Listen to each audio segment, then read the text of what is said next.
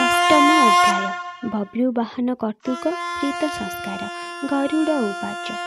ପୁଣ ପୁଣ ପାଦେ ପଡ଼ି ଗରୁଡ଼ ବିନୟେ, ଶ୍ରୀହରି ଚରଣ ଯୁଗେ ଲଗାଇଣ ଲୟେ।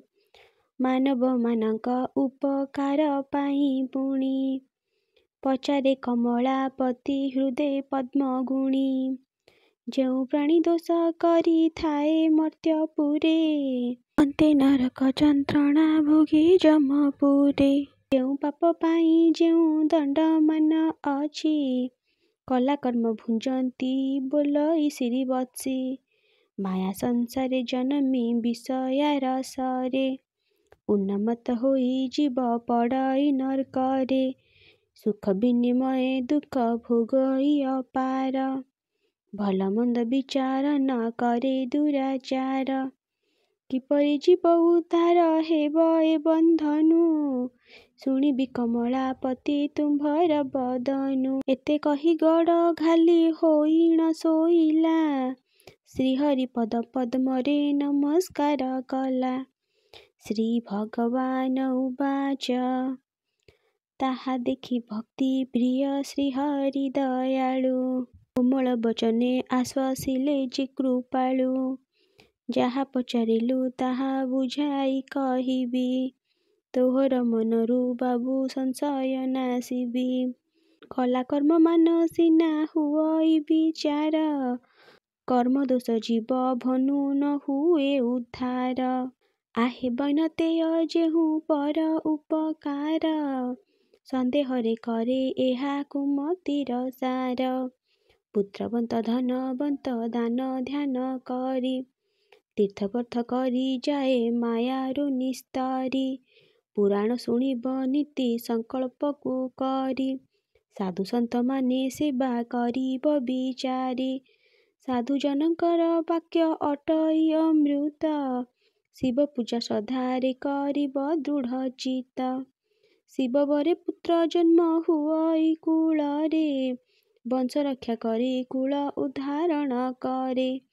ଗର୍ଭବତୀ ନାରୀ ଯେବେ ପୁରାଣ ଶୁଣଇ, ଗର୍ଭସ୍ଥ ସନ୍ତାନ ନର୍କ ଦୁଃଖ ନିସ୍ତରଇ।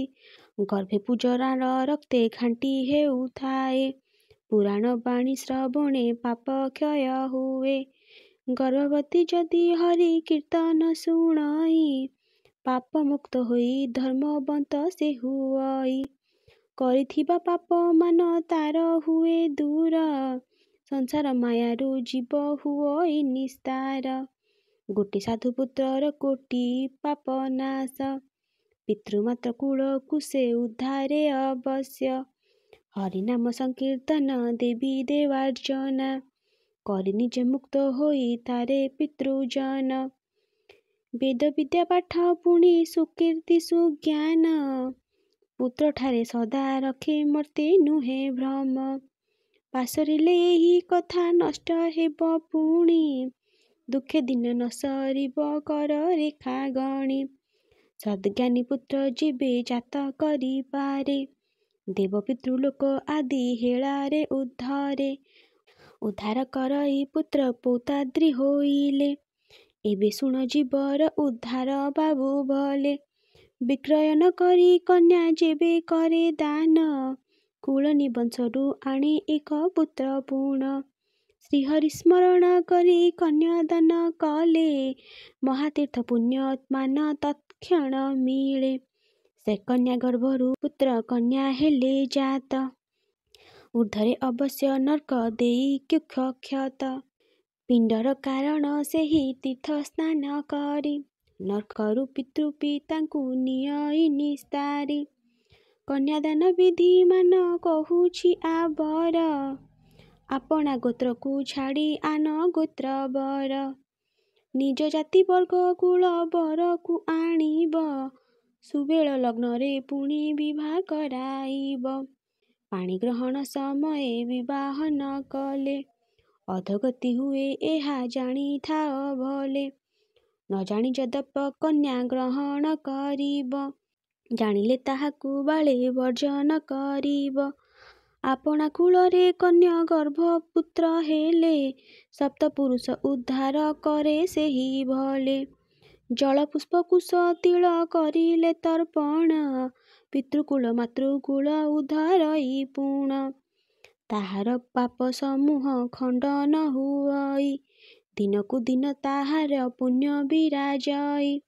ମୃତ୍ୟୁ ଆଦି ଦଶ କ୍ରିୟା କର୍ମ ମାନ କହି, ସେ ସମସ୍ତ ଖଗପତି ଶୁଣ ମନ ଦେଇ। ପିତା ମଲେ ପୁତ୍ର କରେ ପ୍ରେତ କର୍ମ ମାନ, ମୃତାହରେ ପୂଜା ଦାନ ଧର୍ମ କର୍ମ ମାନ। ପୁରାତନ ଆଖ୍ୟାନ ମୁଁ କହୁଛି ଗୋଟିଏ, ଶୁଣ ପକ୍ଷୀବର ତାହା ମନ କରିଥଏ। ପୂର୍ବେ ତ୍ରେତା ଯୁଗେ ଏକ ପକ୍ଷୀବର ଥିଲା, ବବ୍ରୁବାହନ ରାଜାଙ୍କ ଆଗେ କହିଲା। ସେ ବବ୍ରୁବାହନ ରାଜା ଅତ୍ୟନ୍ତ ଧାର୍ମିକ, ନାନା ଧର୍ମ ନୀତି ପ୍ରତି କଳଇ ଅନେକ। ଧର୍ମର ପ୍ରଭାବେ ରାଜା ପ୍ରଜାମାନେ ସୁଖେ, କାଳ କଟନ୍ତି କଦାପି ନ ପଡ଼ନ୍ତି ଦୁଃଖେ। ଧର୍ମ ପୁରାଣ ଶ୍ରବଣ ରାଜନ କରଇ, ବଳିଷ୍ଠପଣରେ ତାଙ୍କ ସରି ସମ ନାଇଁ। ସବୁ ରାଜାଙ୍କ ଉପରେ ଅଟେ ମହାରାଜା, ଦେବ ବିଦ୍ୟା ଧନୁର୍ବିଦ୍ୟାରେ ସେ ପାଏ ପୂଜା। କୁଳ ଶ୍ରେଷ୍ଠ ବଳ ଶ୍ରେଷ୍ଠ ବୁଦ୍ଧି ଶ୍ରେଷ୍ଠ ସେହି, ଧର୍ମଶାସ୍ତ୍ରାଦିରେ ସଦା ମନ ରଖିଥାଇ। ବ୍ରାହ୍ମଣ ବୈଷ୍ଣବ ନେଇ ଅତିଥି ସତ୍କାର, ବିଧିମତେ କରେ ରାଜା ମନ କରି ସ୍ଥିର। ଦେବାର୍ଚ୍ଚନା କରି ଯତି ହୋମ ଆଦି କରେ, ନୀତି ପ୍ରତି ସ୍ୱର୍ଣ୍ଣ ଦାନ ନିଏ ପ୍ରଭାତରେ। ପ୍ରଜାମାନଙ୍କୁ ପାଳଇ ପୁତ୍ର ପ୍ରାୟ କରି, ପତ୍ନୀ ବିନା ନୟନେ ନ ଦେଖେ ଅନ୍ୟ ନାରୀ। ଯତି ପରି କାମ କରେ ଧର୍ମ କର୍ମ ମନ, ପାପ ଅନୁସାରେ ଦଣ୍ଡ କରଇ ବିଧାନ। ସକଳ କାର୍ଯ୍ୟରେ ରାଜା ଅଟଇ ନିର୍ଦ୍ଦୋଷ, ପ୍ରଜା ପାଳନରେ ରାଜା ଅତ୍ୟନ୍ତ ହରଷ। ମୃଗୟା କରିବା ପାଇଁ ସଙ୍ଗେ ଘେନି ପ୍ରଜା, ବନସ୍ତରେ ପ୍ରବେଶିଲେ ସେହି ମହାତେଜା। ଦିନେ ପ୍ରବେଶ ହୋଇଲେ ଘୋରତର ବନେ, ମୃଗୟା କରିବା ପାଇଁ ଆନନ୍ଦିତ ମନେ। ନାନା ବୃକ୍ଷଲତା ଗୁଳ୍ମେ ବନ ଶୋଭା ବନ, ସୁବାସ ପବନ ତହିଁ କରେ ବିଚରଣ। ନାନା ଜାତି ମୃଗ ସେହି ବନରେ କ୍ରୀଡ଼ନ୍ତି, ନାନା ପକ୍ଷୀଗଣ ଧୀରେ କୂଜନ କରନ୍ତି। ଚାହିଁଲା ନୃପତି ଏକ ମୃଗ ଅଛି ଦୂରେ, ତାହାକୁ ଦେଖିଣ ରାଜା ବିଚାରେ ମନରେ। ଏହି ମୃଗକୁ ବଧିଲେ ହୋଇବ ଆହାର, ପ୍ରଜାମାନେ ମୋର ତୁଷ୍ଟ ହୋଇବେ ଆବାର। ଏହିପରି ଭାବି ରାଜା ଗୁଣ ଚଢ଼ାଇଲା, ଧନୁରେ ଶର ସଂଯୋଗୀ ବେଗେ ଛାଡ଼ି ଦେଲା। ବାଣର ଶବଦ ଶୁଣି ପଳାଇଲା ମୃଗ, ଗହଳ ବନରେ ଯାଇ ପ୍ରବେଶିଲା ବେଗ। ତାହା ଦେଖି ରାଜା କହେ ମୃଗ ପଳାଇଲା, ଧର ଧର ବେଗ କରି ଅରଣ୍ୟ ପଶିଲା। ଚାରାଗଣ ଖୋଜୁଛନ୍ତି ଖୋଜନ୍ତି ନରେଶ, ବାଣଘାତେ ପଳାଇଲା ମୃଗ ବନ ଦେଶ। ଝର ପ୍ରାୟ ପଥ ମତେ ରୁଧିରର ଧାର, ପଡ଼ିବା ପଥରେ ଖୋଜି ଯାନ୍ତି ନରେଶ୍ୱର। ପାତ୍ରମନ୍ତ୍ରୀ ଡଗର ସେ ଚାରି ପ୍ରଜାଗଣ, ନ ଦେଖିଲେ ସେ ମୃଗକୁ ସେ ଅରଣ୍ୟର ସ୍ଥାନ। ଫେରି ଆସି କହିଲେ ସେ ନ ପାଇଲୁ ଲେଶ, କେଣେ ଅଦୃଶ୍ୟ ହୋଇଲା ମୃଗ ବନ ଦେଶ। ଶରାଘାତେ ମୃଗ ଦେହୁ ବହୁଛି ରୁଧିର, ପଳାଇବା ପଥେ ତାହା ଦେଖିଲେ ନତ୍ରର। ରାଜା ବୋଲେ ମୋତେ ସେହି ପଥକୁ ଦେଖାଅ, ବାରେ ସେ ମୃଗକୁ ବନ୍ୟ ମଧ୍ୟେ ଦେଖେ ମୁହିଁ। ଦେଖାଇଲେ ଚାରାଗଣ ରାଜାଙ୍କୁ ସେ ପଥ, ସେହି ପଥେ ନରପତି ଚଳିଲେ ତୁରିତ। ବହୁ ଦୂର ଯାଇ ରାଜା ବିମୁଖ ହୋଇଲେ, ହାହାକାର କରି ରାଜା ଭୂମିରେ ପଡ଼ିଲେ। ଅତି କ୍ଷୁଧା ତୃଷ୍ଣା ହେଲା ଶୁଷ୍କ ହେଲା କଣ୍ଠ, ବ୍ୟାକୁଳରେ ମହାରାଜା ହୋଇଲେ ଆକଣ୍ଠ। ଅଶ୍ୱର ପୃଷ୍ଠରୁ ରାଜା ତହିଁ ଓହ୍ଲାଇଲେ, ବନ ମଧ୍ୟରେ ଗୋଟିଏ ପୋଖରୀ ଦେଖିଲେ। ସୁଶୀତଳ ଜଳ ଆନନ୍ଦରେ କଲେ ପାନ, ସେକାଳେ ବହଇ ଧୀର ମଳୟ ପବନ। ସେ ଜଳେ ସ୍ନାନ କରିବା ଇଚ୍ଛା କଲେ ନୃପ, ଶ୍ରମ ହରଣ ହୋଇବ ଇଚ୍ଛା କଲେ ଭୂପ। ଏହା ଭାବି ସ୍ନାନ କଲେ ସେଠାରେ ନୃପତି। ପୁଷ୍କର ସୁବାସେ ଚିତ୍ତ ହୋଇଲା ତୃପତି। କ୍ରୀଡ଼ା କରନ୍ତି ଭ୍ରମରେ ପୁଷ୍ପମାନଙ୍କରେ, ଚ୍ୟୁତ ବକୁଳରେ କୁହୁରା ବକରେ। ସୁଗନ୍ଧରେ ବନଯାକ ଚଉଠି ଉଠଇ, ନାନା ପୁଷ୍କର ସୁବାସ କହି ତନୁ ହଇ। ବଟବୃକ୍ଷ ଦେଖି ରାଜା ତା ତଳେ ଶୟନେ, ସେ ବୃକ୍ଷରେ ନିବସନ୍ତି ଭୂତ ପ୍ରେତ ଗଣେ। ବୃକ୍ଷ ଆରୋହୀଣ ରାଜା ଅପୂର୍ବ ମୂରତି, ଦେଖିଲେ ବାୟୁ ବେଗରେ କରୁଅଛି ଗତି। ନରେଶ ଆଶ୍ଚର୍ଯ୍ୟ ହୋଇ ବିଚାରିଲେ, ଏ ରୂପ ବନ ମଧ୍ୟରେ କାହୁଁ ସମ୍ଭବିଲେ। ଭାବୁ ଭାବୁ ପ୍ରେତ ମୂର୍ତ୍ତି ବୃକ୍ଷେ ହେଲା ଲୀନ, ନିଃଶବ୍ଦ ହୋଇଲା ତହିଁ ପକ୍ଷୀଙ୍କ କୂଜନ। ରାଜାଙ୍କ ମୁଖରୁ ବାଣୀ ସ୍ମରଣ ନ ହେଲା, ମହାମନ୍ତ୍ର ଜପି ରାଜା ଭୟ ପାର କଲା। ମାଂସହୀନ ଉର୍ଦ୍ଧ କେଶ ଭୟଙ୍କ ମୂର୍ତ୍ତିକୁ, ରକ୍ତବର୍ଣ୍ଣ ନେତ୍ର ଦୀର୍ଘା କରି ଦନ୍ତପତି। ଘୋର ଗର୍ଭୀର ଗର୍ଜନେ ଚିତ୍କାର କରଇ, ତାଙ୍କ ଶବ୍ଦେ ବନ ଯାକ ଶୂନ୍ୟ ହିଁ ଦିଶଇ। ନିଶ୍ଚୟ ଏ ଭୂତ ବୋଲି ଜାଣିଲେ ନୃପତି, ଦିନେ ସେ ଦେଖି ନଥିଲେ ଏପରି ମୂରତି। ରାଜାଙ୍କୁ ଦେଖିଣ ପ୍ରେତ ବିଚାର କରଇ, ମୃଗୟା କରିବା ଆଳେ ଆସିଅଛି ଏହି। ଧର୍ମଶୀଳ ବୋଲି ମର୍ତ୍ତେ ପଡ଼ିଅଛି ହୁରି, ମାର ହୁଅନ୍ତାଣି ହୋଇଥିଲେ ଦୁରାଚାରୀ। ଆମ୍ବ ବିଶ୍ରାମ ବୃକ୍ଷକୁ ଆଦରିଛି ଏହି, ଆହେ ପୁଣ୍ୟମୟ ବୃକ୍ଷ କରେ ମତେ ତ୍ରାହି। ଏତେ ଭାବି ପ୍ରେତ ମୂର୍ତ୍ତି ବୃକ୍ଷୁ ଓହ୍ଲାଇଲା, ରାଜାଙ୍କ ଅଗ୍ରତେ ଯାଇ ପ୍ରବେଶ ହୋଇଲା। ତ୍ରାହି କର ମହାରାଜା ବୋଲିଣ ବୋଲଇ, ତୁମ୍ଭ ଦର୍ଶନ କରିଲି ମହାଭାଗ୍ୟ ଏହି। ତୁମ୍ଭେ ମହାପୁଣ୍ୟବନ୍ତ ଜଗତେ ବିଦିତ, ମୋର ଭାଗ୍ୟ ବଳ ମୁହିଁ ପାଇଲି ସାକ୍ଷାତ। କ୍ଷଣେ ମୁହିଁ ତୁମ୍ଭଙ୍କୁ ଦେଖିଲି, କହୁଅଛି ତାର ନାମ ଗୁଣ ଆଦି କରି। ବିକଟାଳ ନାମେ ପ୍ରେତ ରାଜା ଏକ ଅଛି, ବିକଟାଳ ରୂପ ତାର ନୟନେ ଦେଖିଛି। ସେଦିନେ ସାକ୍ଷାତ ଯହୁଁ ହୋଇଲା ମୋହର, ତାଠାରୁ ଶୁଣିଲି ଆପଣଙ୍କ ସମାଚାର। ଆପଣଙ୍କ ଯୋଗେ ମୋର ଭାଗ୍ୟୋଦୟ ହେବ, ତାହାଠାରୁ ଶୁଣିଅଛି ଏ ବଚନ ଧ୍ରୁବ। ଏତେ କହି ଅତ୍ୟନ୍ତ ବିନୟୀ ହୋଇ ସେହି, ପ୍ରାର୍ଥନା ବାକ୍ୟେ ରାଜାଙ୍କୁ ସନ୍ତୋଷ କରଇ। ଆହେ ଦଣ୍ଡଧାରୀ ମୋର ଜନମ ସଫଳ, କହି ପଡ଼ିଲା ସେ ପ୍ରେତ ରାଜା ପାଦ ତଳ। ରାଜୋବାଚ, ଆହେ ପ୍ରେତ କାହିଁ ପାଇଁ ଲଭିଲି ଏ ଗତି, ଆରକ୍ତ ଚକ୍ଷୁ ତୋହର ବିକଟାଳ ମୂର୍ତ୍ତି। ମାଂସହୀନ ଅସ୍ଥି ଚର୍ମ ସାର ତୋର ଦେହ, କି କର୍ମ କରି ହୋଇଲି ଏହିପରି କହ। କି କର୍ମ କରିଲି ତୁହି ମୁକତି ହୋଇବୁ, ବିଚାରି ମୋର ଅଗ୍ରତେ କହ ଆରେ ବାବୁ। ମୋର ଭବିଷ୍ୟତ ବାଣୀ ଶୁଣିଥିଲେ କହ, କେଉଁ ପାପ ଅଛି ମୋର ତୁଟା ସନ୍ଦେହ। ଯଦି ମୋର ପାପ ଥାଏ ସାବଧାନ ହେବି, ଯେପରି ଏ ପ୍ରେତ ଦେହ ଆଉ ନ ପାଇବି। ଉଦ୍ଧାର ପାଇଁ କି ଦେବି କିବା ଦାନ, ଜାଣିଥିଲେ କହ ନୁହିଁ ସଂଶୟ ତମନ।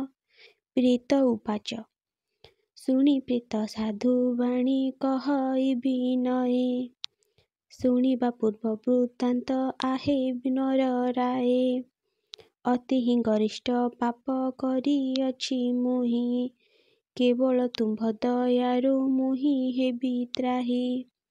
ବୈଦେଶ ନାମ ନଗରେ ଅଟେ ମୋ ନିବାସ, ବହୁ ଧନ ମୋହର ତଥିଲା ନରଈଶ। ଦାନ ଧର୍ମ ତୀର୍ଥ ବ୍ରତ ପୁରାଣ ଶ୍ରବଣ, ହେତୁ ମିଳୁଥିଲା ମତେ ବହୁତର ଧନ।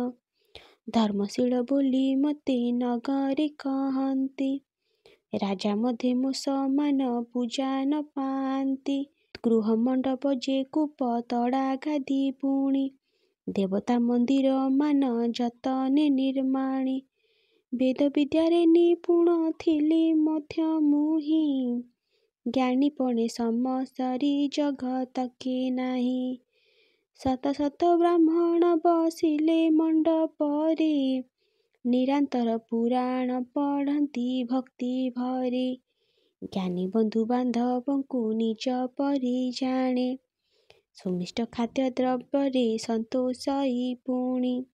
ନିର୍ଧନ ଜନକୁ ଧନ କରେ ବିତରଣ, ବସ୍ତ୍ରହୀନେ ସୁବସନ କରେ ମୁହିଁ ଦାନ। ପଶୁ ପକ୍ଷୀଠାରେ ମନୁଷ୍ୟାଦି ଜୀବ ନୀତି, ଭୋଜନ ସନ୍ତୋଷ ପିଣ୍ଡେ ପିତ୍ରଙ୍କୁ ତୃପତି। ବିବାହ ଦିବସ ଦେଖେ ଅବିବାହୀ କନ୍ୟା, କନ୍ୟାଦାନ ଦିଏ ଅନୁରୂପ ବର ସିନା। ଅନ୍ନ ଜଳ ଭୂମି ବସ୍ତ୍ର ସ୍ୱର୍ଣ୍ଣାଦିର ଦାନ, ଉତ୍ତମ ବ୍ରାହ୍ମଣ ଡାକି ଦିଏ ପ୍ରତିଦିନ। ବ୍ରାହ୍ମଣ ପାଦ ଉଦକ ଶିରରେ ଘେନଇ, ଉପଯୁକ୍ତ ଦକ୍ଷିଣା ଦେଇ ନ ସନ୍ତୋଷଇ। ଅନ୍ଧ ବଧିର ଅକ୍ଷମ ଜନ ଖୋଜି ଆଣି, ପାନ୍ଥଶାଳାରେ ଦକ୍ଷିଣ ଅନ୍ନ ଦିଏ ପୁଣି। ତଥାପି ସର୍ବ ନିଷ୍ଫଳ ହୋଇଲା ମୋହର, ଶେଷେ ପ୍ରାପ୍ତ ହୋଇଲା ଏ ପ୍ରେତ ଶରୀର। ତହିଁର କାରଣ ଏବେ ବୁଝାଇ କହିବି, ଆପଣଙ୍କ ମନରୁ ଯେ ସନ୍ଦେହ ନାଶିବି। ଧର୍ମ କାର୍ଯ୍ୟ କରି ମଧ୍ୟ ଇଚ୍ଛିରତି ସୁଖ, ବହୁ କାଳ କଟାଇନି ହୋଇଲି ବିମୁଖ। ନହେଲା ସନ୍ତାନ ମୋର ପତ୍ନୀର ଗର୍ଭରେ, ସଦା ସର୍ବଦା ବ୍ୟାକୁଳ ହେଲା ମୋ ଚିତ୍ତରେ। ଶାସ୍ତ୍ର ବିଧାନାନୁସାରେ ମାସିକ ପାକ୍ଷିକ, ଷାଣ୍ମାସିକ ବା ବାର୍ଷିକ ଶ୍ରାଦ୍ଧ କେ ଦେବାକ। ମୃତାହ ପିଣ୍ଡ ପ୍ରଭୃତି କିଏ ସେ ଯେ ଦେବ, ସେ ନିମନ୍ତେ ଚିତ୍ତ ଜନମିବ ଖେଦ ଭାବ। ଚିନ୍ତା ଚିତା ଜ୍ୱରେ ତାପି ଛାଡ଼ିଲି ପରାଣ, ଶେଷେ ଏହି ପ୍ରେତ ଦେହ ପାଇଲି ରାଜନ। ତିଳୋଦକ ଦେବା ପାଇଁ ମୋହର ବଂଶରେ, କେହି ନଥିବାରୁ ମୁହିଁ ପଡ଼ିଛି ଦୁଃଖରେ। ବହୁ ଦୁଃଖ ସହି ମୁହିଁ ବନରେ ଲୁଚଇ, ପ୍ରେତ ତନୁ ପାଇ ମନେ ସୁଖ ତିଳେ ନାହିଁ। ସଂସାର ଜନକୁ ବନ୍ଧୁ ପରାଏ ମଣିଷ, ଯେହୁ ଜନ ଦିଏ ଅନ୍ୟ ଜନେ ପିଣ୍ଡ ଦାନ। ଜାତି ଗୋତ୍ର ସେ ପିଣ୍ଡରେ ଧରି ଯେ ନ ଯାଇ, ନିଜେ ପ୍ରଜାପତି ଏହା ଶାସ୍ତ୍ରୋଛନ୍ତି କହି। ଦୟା ବହି ଯେବେ ତୁମ୍ଭେ ଜଳ ତିଳ ଦାନ, ଦେବ ଏ ଅଧମ ପ୍ରେତ ହେ ବିଜ୍ଞ ରାଜନ। ତେବେ ମୋର ଏହି ପ୍ରେତ ବିନାଶ ହୋଇବ, ପ୍ରେତ ତନୁ ମୋର ଯାଇ ସ୍ୱରୂପ ହୋଇବ। ପ୍ରେତ ତନୁ ହେତୁ ଲଭେ ବହୁତ ଯେ ଦୁଃଖ, ସ୍ୱପକ୍ଷ ଫଳ ଯେ ପୂର୍ଣ୍ଣ ହୋଇଅଛି ବୃକ୍ଷ। ସ୍ୱଚ୍ଛ ନାରୀ ପରିପୂର୍ଣ୍ଣ ପୁଷ୍କରିଣୀ ମାନ, ମୋ ଦୃଷ୍ଟି ପଡ଼ନ୍ତେ ପୋଡ଼ି ହୁଏ ଭସ୍ମ ପୁଣ। ନିରନ୍ତର କ୍ଷୁଧା ତୃଷ୍ଣା ପୀଡ଼ଇ ଯେ ମତେ, ଆହାର ଅର୍ଥେ ଧରନ୍ତେ ଭସ୍ମ ଯେ ସାକ୍ଷାତେ। ଅନ୍ନ ଜଳ ବସ୍ତ୍ର କିଛି ମୋତେ ନ ମିଳଇ, ଉଦର ଯନ୍ତ୍ରଣା କଥା କହି ତନୁ ହଇ। ବହୁ କାଳ ବହୁ ଦୁଃଖ ଲଭି ବୁଲୁଅଛି, ଆଜି ମୁକ୍ତି ଲଭିବା ପାଇଁ ଭାବୁଅଛି। ଯେପରି କରିବ ଶ୍ରାଦ୍ଧ ବିଧି ଶୁଣ ରାଜା, ଦେବତାମାନଙ୍କୁ ତହିଁ କରିବ ଯେ ପୂଜା। ଦେବାଳୟ କିମ୍ବା ନିଜ ଗୃହର ମଧ୍ୟରେ, ଛାୟା ମଣ୍ଡପ ନିର୍ମାଣ ଯତନୀ ଭାବରେ। ପୂର୍ଣ୍ଣ ଘଟ ଏକ ତହିଁ ସ୍ଥାପନ କରିବ, ବିଧିରେ ପଞ୍ଚ ଦେବତା ତହିଁରେ ପୂଜିବ। ଗବ୍ୟଘୃତ ହୋମ ତହିଁ କରିବ ଶୁଚିତେ, ଶ୍ରାଦ୍ଧ ବିଧିକ କରିବ ଶ୍ରଦ୍ଧାର ସହିତେ। ଅଥବା ଷୋଡ଼ଶ ଦିନ ବିଧି ଅନୁସାରେ, ଉତ୍ତମ ବ୍ରାହ୍ମଣ ଡକି ଦେବ ଶୁଚିତରେ। ପ୍ରେତ ନାମ ଗୋତ୍ର ପଢ଼ି ସଂକଳ୍ପ କରିଣ, ତୁଳସୀ କୁଶ ତୁଣ୍ଡଳ ତିଳ ଯବ ପୁଣ। ନିକ୍ଷେପି ସେ ଦାନ ମାନ ବ୍ରାହ୍ମଣେ ଅର୍ପିବ, ବିଧି ମତେ ସଜା ଦାନ ବ୍ରାହ୍ମଣଙ୍କୁ ଦେବ। ବିଷ୍ଣୁ ସ୍ୱରୂପରେ ପୂଜି ବ୍ରାହ୍ମଣ ଦେବତା, ଗନ୍ଧ ପୁଷ୍ପ ଧୂପ ଦୀପ ଆଦି ବିଧି ଯଥା। ବିଷ୍ଣୁ ପୂଜା ଅଧିବାସୀ ବିଧ କି କରିବ, ଶ୍ରୀଧର ସ୍ୱରୂପ ପୂର୍ବେ ପ୍ରାର୍ଥନା କରିବ। ଦକ୍ଷିଣରେ ମଧୁହାରୀ ବାମନ ପଶ୍ଚିମେ ଗଦାଧର ଉତ୍ତରରେ ମଧ୍ୟେ ପିତୃଗଣେ ଆବାହନ ସଂସ୍ଥାପନ ଆସନ ସହିତେ ପାଦାସନ ଧୂପ ଦୀପ ନୈବେଦ୍ୟ ଯେତେ ମନ୍ତ୍ର ପୁଷ୍ପ ଫଳ ମାନ ସମର୍ପି ଆନନ୍ଦେ ବିଷ୍ଣୁ ସ୍ମରି ପଦକ୍ଷିଣୀ କରି ଗଦ ଗଦେ ସ୍ତୁତି ବାକ୍ୟ ମୁରାରୀଙ୍କ ସ୍ତୁତି ଯେ କରିବ ପ୍ରମାଣ କରି ପ୍ରେତର କଲ୍ୟାଣ ଇଚ୍ଛିବ ପିତୃପିତାମହଙ୍କର ସ୍ୱରୂପକୁ ଧୁଆଇ ସନ୍ତୋଷ କରିବ ସ୍ତୁତି କରି ଶ୍ରାଦ୍ଧ ଦେଇ ପିଣ୍ଡାତେ ଶକ୍ତିର ଅନୁସାରେ ଦଶ ଦାନ ବ୍ରାହ୍ମଣଙ୍କୁ ସୂଚିତରେ ଦେବ ହେ ରାଜନ ଏହିପରି ଶ୍ରାଦ୍ଧ ବିଧି କରିବ ଯଦ୍ୟପି ମୋହର ଉଦ୍ଦେଶ୍ୟ ରାଜା ନିସ୍ତରିବ ପାପି ଦୟାକରି କର ମୋର ଏହି ଉପକାର ଅନ୍ତିମେ ମୁକତି ତୁମ୍ଭ ପାଇବନି କର ରାଜା ବାଚ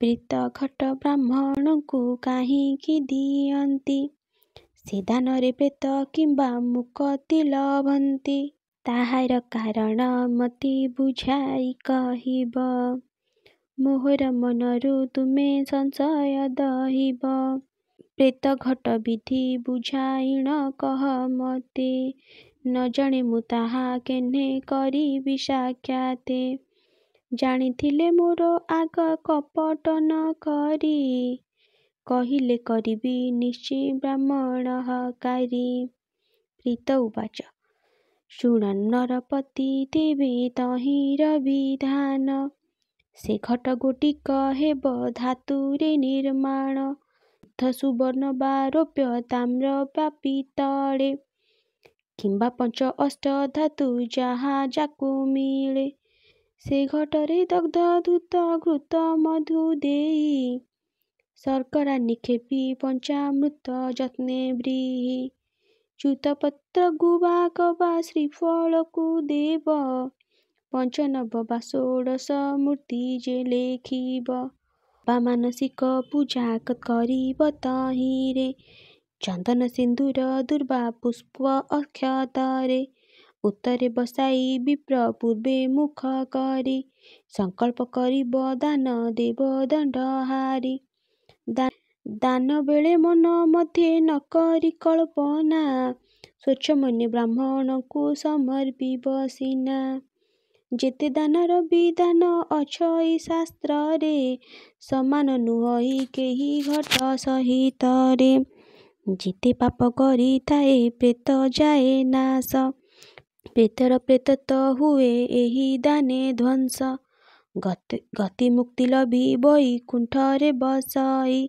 ଋଷିମାନେ ଶାସ୍ତ୍ରାଦିରେ ଏହାଛନ୍ତି କହି ଶୁଣିଲ ତ ନରପତି ମୋହର ବଚନ ପ୍ରେତ ଘଟ ଦାନର ଯେପରି ବିଧାନ ଯଦି ଦୟା ମୋର ଠାରେ ଚିତ୍ତରେ ହୁଅଇ ଉଦ୍ଧାର କର ଏ ଦୁଃଖ ପିଣ୍ଡ ଦାନ ଦେଇ ନାସିବ ମୋହର ଦୁଃଖ ହେବ ତବ କୀର୍ତ୍ତି ଅନ୍ତିମ ବୈକୁଣ୍ଠେ ତୁମ୍ଭେ ବସିବ ତଡ଼ତି ଭଗବାନ ଉବାଚ ଶୁଣ ଆହେ ବୈନେତିୟ ଏ ପୁଣ୍ୟ ଚରିତ ଶୁଣିଲେ ପାତକ ନାଶ ହୋଇବ ନିଶ୍ଚିତ ପ୍ରେତବାଣୀ ଶୁଣି ରାଜା କହଇ ବଚନ ନିଶ୍ଚୟ କରିବି ମୁହିଁ ଶ୍ରାଦ୍ଧ ବିଧିମାନ ଏହା ଶୁଣି ପ୍ରେତ ତହୁଁ ଘରେ ଚଳି ଗଲା ବହୁମୂଲ୍ୟ ମଣି ଏକ ତତ୍କ୍ଷଣେ ଆଣିଲା ବିନୟ ହେଣୁ ତହୁଁ କହିଲା ରାଜନେ ଦୟାକରି ପ୍ରେତ ରୂପେ ଅଛି ଦିନେ ହିନେ ବର କୃପା ହୋଇଲେ ଦୁଃଖୁତ୍ତରିବି ପ୍ରେତ ତନୁ ଛାଡ଼ି ଦିବ୍ୟ ଦେହ ମୁଁ ପାଇବି ଚିରଦିନ ତୁମ୍ଭଠାରେ ରହିବି ମୁଁ ଋଣୀ ତୁମ୍ଭେ ଯେଣୁ ହେବ ମୋର ମୋକ୍ଷର କାରିଣୀ ଏହିପରି ବାରମ୍ବାର କହି କରି ପ୍ରେତ ଅନ୍ତର୍ଦ୍ଧାନ ହୋଇଣ ସେ ଜଡ଼ିଲା ତୁରିତ ତହୁଁ ରାଜା ହୃଦ ମଧ୍ୟେ କରନ୍ତି ବିଚାର ଏହି ବୃକ୍ଷ ରାଜ ଯୋଗୁ ମୁଁ ହୋଇବି ପାର ଇହ ପର ଜନ୍ମ ପାପ ବିନାଶିବି ମୋର କଳ୍ପକଳ୍ପାନ୍ତେ ନହିବି କେଶମାନ ୟାର। ମୋର ଚାର ପ୍ରଜା ସୈନ୍ୟ ରହିଲେ କେଉଁଠି? ରଥସାରକ ଘୋଟକ କାହିଁ ଅବା ଭେଟି? କିଏ ବା ଫେରିଣ ଗଲେ ମତେ ନ ପାଇଣ? କହିଥିବେ ଯାଇ ମୋର ରାଜ୍ୟ ଏ ବଚନ। ଦାସ ଦାସୀ ସହିତ ରାଣୀଏ କାନ୍ଦିବେ, ମୋହର ବିହୁନେ ସର୍ବ ଅନ୍ଧାର ଦେଖିବେ। କିଏ ବା ସୈନ୍ୟ ସାମନ୍ତ ମୋତେ ଖୋଜିବାକୁ, ପୁନର୍ବାର ଆସିଥିବେ ବନ ଦେଶକୁ। ଖୋଜୁଥିବେ ଗହନ କାନନେ ପଶି ମୋତେ, ପର୍ବତ ଗୁମ୍ଫା ସହିତେ ବନ ଅଛି ଯେତେ। କେଉଁ ବାଟେ ଯିବି ଅବା ପଥ ନ ଦିଶଇ, କି ବୁଦ୍ଧି କରିବି ଏବେ ବୁଦ୍ଧି ନ ଦିଶଇ। ଏହିପରି ଭାବୁ ଭାବୁ ଅଶ୍ୱାରୋହୀ ଚାରି, ପାଦ ଚିହ୍ନ ଦେଖୁ ଖୋଜୁଛନ୍ତି ବନେ ଘୂରି। ରାଜାଙ୍କ ନିକଟେ ଆସି ମିଳିଲେ ତକ୍ଷଣ, ସାରଥୀର ମୁଖ ଦେଖି ଉଠିଲେ ରାଜନ। ବୋଇଲେ ସାରଥୀ ଅଶ୍ଵ ଯେଜ ବେଗେ ତୁହି, ଶିକାର କରିବା ଆଉ କାର୍ଯ୍ୟ ମୋର ନାହିଁ। ଗୃହକୁ ଫେରିବା ମୂଳ ଅଟଇ ମୋହର, ପ୍ରେତ କଥା ଶୁଣି ହୁଏ ବ୍ୟାକୁଳ ଅନ୍ତର। ସାରଥି ଆଜ୍ଞା ପ୍ରମାଣେ ଅଶ୍ୱକୁ ଯେଝିଲା, ନଗ୍ର ଅଭିମୁଖେ ରଥ ବେଗେ ଚଳାଇଲା। ରଥେ ବସି ସୁନଗରେ ପ୍ରବେଶ ହୋଇଲେ, ଏହି କାଳେ ଦିନକର ଅସ୍ତମିତ ହେଲେ।